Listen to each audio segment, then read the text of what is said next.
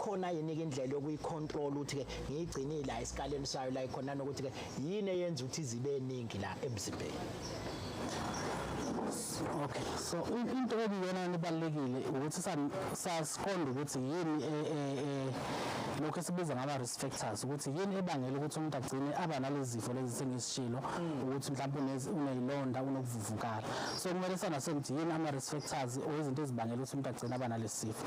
Njengokuthi ikakhulukazi kujwayele ukwenza kubantu abadala uthola ukuthi mhlawumbe unezifo eziningi zamathambo, so bamnika esibhedlela amaphilisi lawa afana no-brufen, iphilisi elijwayelekile.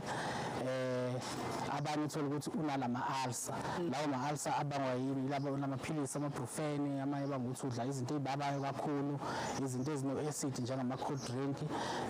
Omunye uthola ukuthi kunokuvuvukala okukhona la ngaphakathi esiswini kubangela mhlawumbe izifo njengokuthi ama-bacteria abangela ukuvuvukala kwesisu.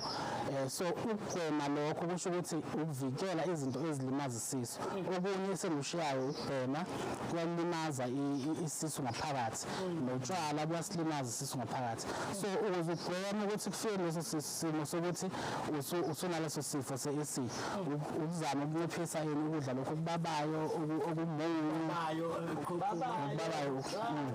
ukubhema ne-acid ne-acid labone menayida labesiza mawubabona banayo i-acid nogogo bethu babuye babe namathambo, banika amaphilisi esibhedlela, kunephilisi elijwayelekile wathi u-brufen uyabanga lama-ulcer.